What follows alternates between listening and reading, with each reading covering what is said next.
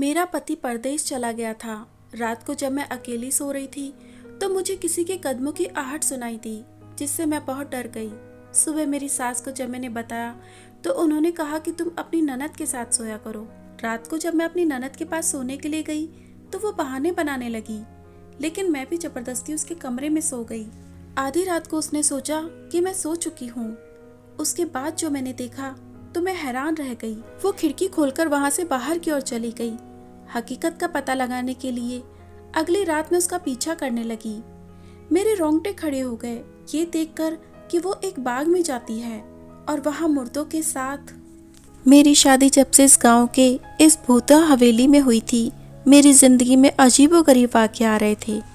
पहला हादसा तो ये हुआ कि मेरा पति विदेश कमाने गया था। अब इस घर में मैं, मेरी सास और मेरी ननद ही थे।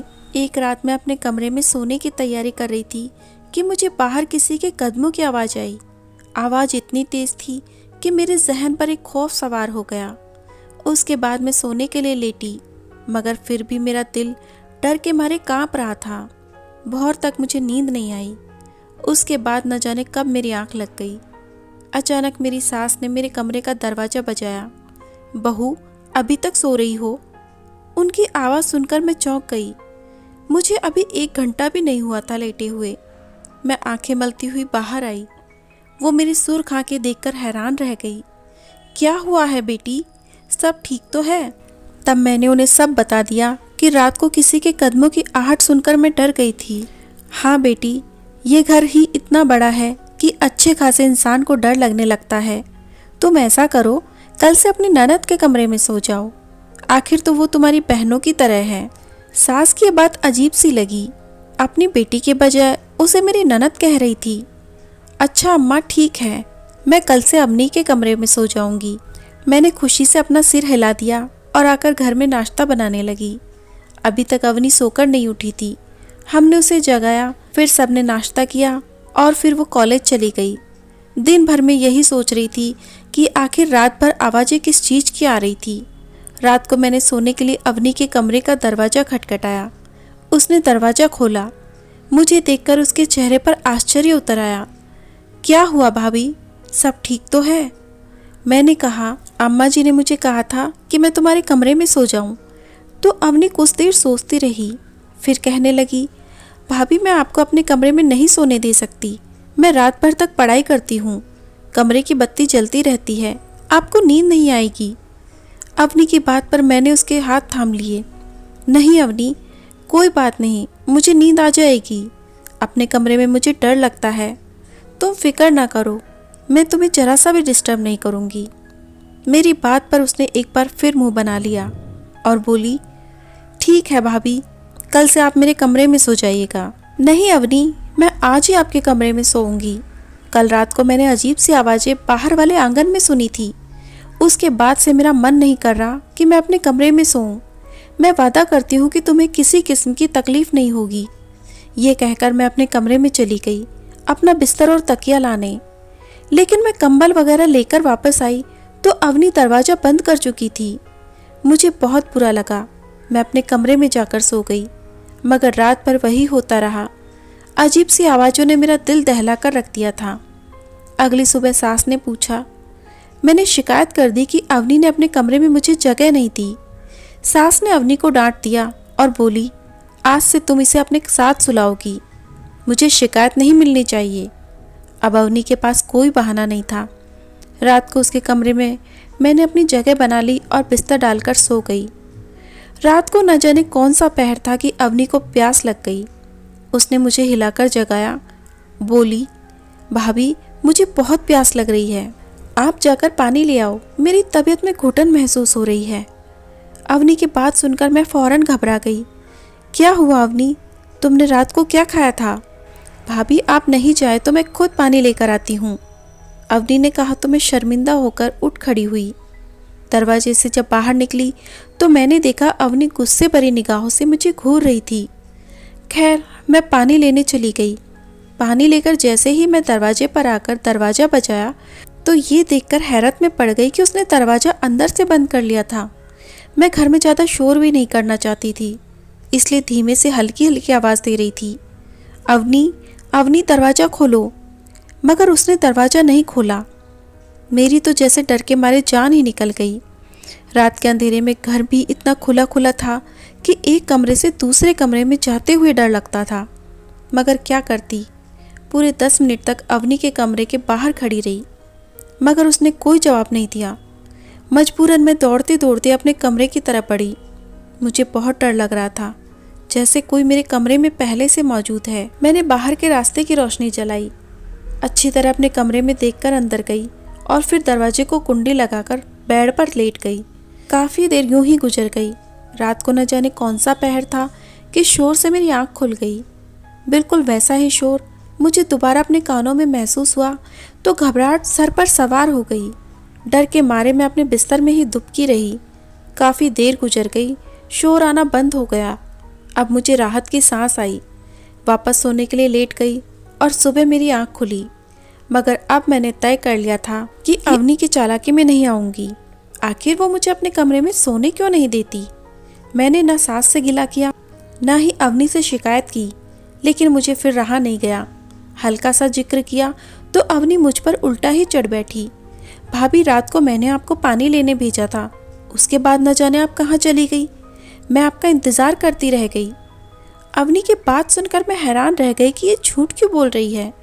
लेकिन अगर मैं उससे पूछती तो वो सच थोड़े ना बताती। मैं अगली रात मैं फिर अवनी के कमरे में सो गई। रात को वही तमाशा हुआ। उसने मुझे पानी के लिए जगाया। मैंने उससे वादा लिया कि वो दरवाज़ा बंद नहीं करेगी, लेकिन उसने फिर से वही हरकत की, दरवाज़ा बंद कर दिया और फिर से मुझे अपने कमरे में जाकर सोना पड़ा। अब मैंने सोच लिया था कि मैं अवनी को पानी देने नहीं उठूंगी। अगली रात को मैं उसके कमरे में सो गई। रात के ठीक 2 बजे उसने मुझे वैसे ही जगाया। बोली कि भाभी, घबराहट हो रही है, मेरे लिए जरा सा पानी तो लेकर आओ। मगर अब की बार मैंने आंख नहीं खोली, सोने की भरपूर एक्टिंग की। वो मुझे जगाने की कोशिश करती रही, मगर मैंने भी आंख ना खोली। वो समझ गई कि मैं उठने वाली नहीं हूँ। फिर उसने मुझे 2-3 ऊंची आवाज़ में पुकारा। मैंने जवाब नहीं दिया तो उसे यकीन हो गया कि मैं सो रही हूँ। तब उसने धीरे से अपने कमरे की अलमारी खोली, उसमें से एक पोटली निकाली। उसने फिर एक नज़र दोबारा मुझ पर डाली और अपने कमरे की खिड़की खोली। फिर इधर उधर देखा और खिड़की से छलांग लगा दी। ये देखकर मेरे तो पसीने छूट गए थे। हे भगवान, ये जवान लड़की रात के वक्त कहाँ जा रही है। उसे कुछ तो मालूम होना चाहिए कि घर की इज्जत है। उसके भाई परदेश कमाने गए हैं ताकि अपनी बहन को पढ़ा सकें, और उसे देखो क्या चक्कर चला रही है। एक बार मेरा दिल चाहा कि मैं जाकर अपनी सास को बता दूं कि ये आधी रात को किससे मिलने गई है, मगर फिर सोचा कि उसमें हम सबकी बदनामी है। पहले मैं अवनी को खुद समझा कर देखूंगी। मैं बिस्तर पर लेटी ही थी कि दोबारा खिड़की खुलने की आवाज़ आई। देखा तो अवनी कमरे की खिड़की से दोबारा अंदर आ रही थी। उसने वो पोटली वैसी ही अलमारी में बंद की और फिर चाबी अपने पास रखकर सो गई। मैं हैरत से उसे देखती रह गई। अब मेरी समझ में आया, अवनी मुझे रात को पानी पीने के बहाने से बाहर क्यों भेजती थी। खैर, मेरे हाथ में एक सिरा तो आया। अगले दिन अवनी के कमरे में सोने से पहले उसे सख्ती से मना कर दिया कि वो रात को मुझे न जगाया करे, मेरी नींद में खलल पड़ता है। बल्कि मैंने खुद ही पानी लाकर उसके टेबल के पास रख दिया। अब उसके पास कोई बहाना नहीं था कि मुझे जगाए।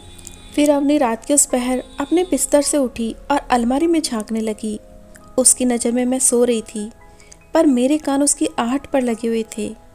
उसने बिल्कुल वैसे ही खिड़की खोली और बाहर को कूद गई। मैं हैरत से उसे जाते देखती रही। फिर मैं भी धीरे से अपने बेड से उतरी और अवनी की तरह खिड़की से कूद गई।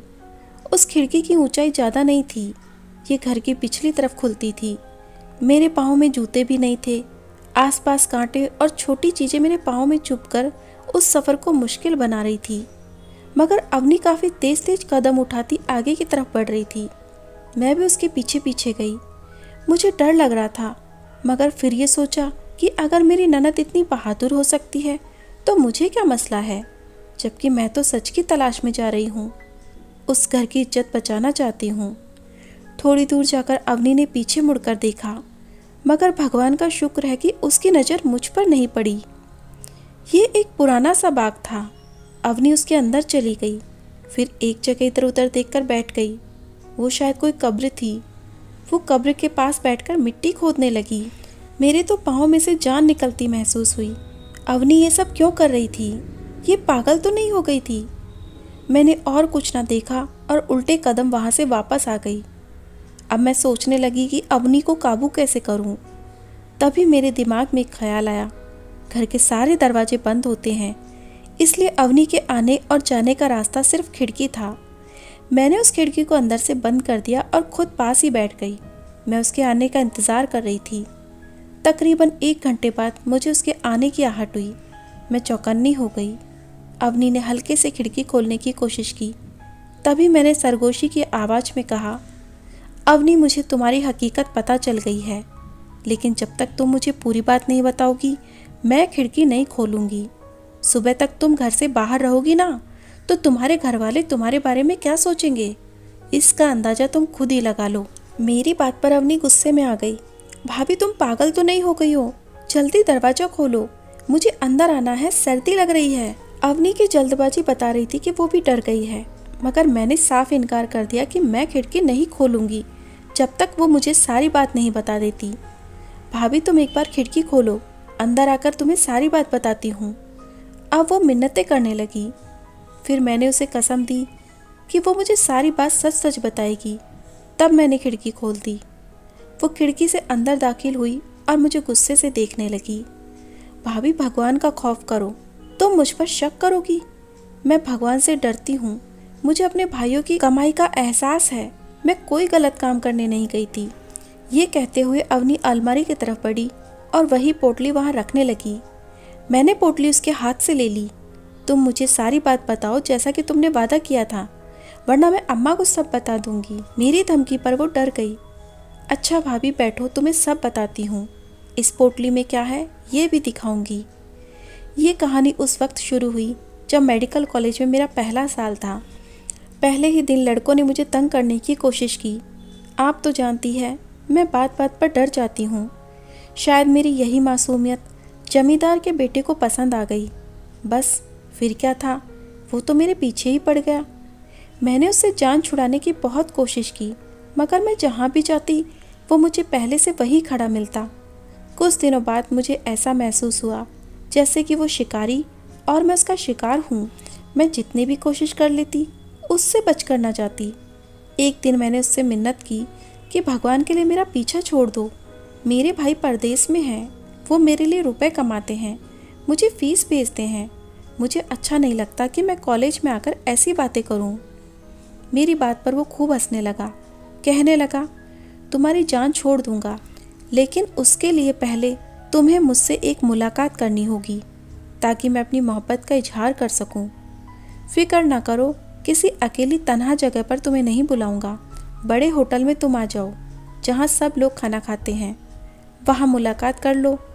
मैं तुम्हें अपने दिल का हाल बताऊंगा। अगर मैं तुमको अच्छा आदमी नहीं लगता तो मुझे छोड़ देना, मैं कुछ भी नहीं कहूँगा। मुझे उसकी बात पसंद आई। सोचा कि शायद एक बार मुझसे मिलने का ख्वाहिशमंद है। मुझे उसने एक डेट दिया होटल में मिलने के लिए जहाँ उसने मुझे बुलाया था। मैं इसलिए बेफिक्र थी क्योंकि मैं उस होटल में पहले भी जा चुकी थी। अक्सर वहाँ 200-300 लोग बैठे होते हैं। वहाँ डरने वाली कोई बात नहीं थी। हमने होटल के दूसरे फ्लोर पर मिलना था जहाँ पर तकरीबन 300-400 कुर्सियाँ लगी हुई थी। जिस टाइम पर उसने मुझे बुलाया था मैं उसी टाइम पर वहाँ पहुँच गई। मैंने कहा, हम नीचे बैठकर बातें कर लेते हैं। वो कहने लगा, यहाँ बहुत भीड़ हो जाएगी, वहाँ तो 2-4 लड़के ही बैठे हैं। ऐसे अच्छा नहीं लगता कि मैं अपनी इज्जत को बाजारों में रुसवा करूँ।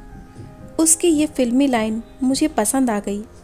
खैर, ऊपर जाकर मैंने देखा वहाँ पर पूरा हॉल खाली था।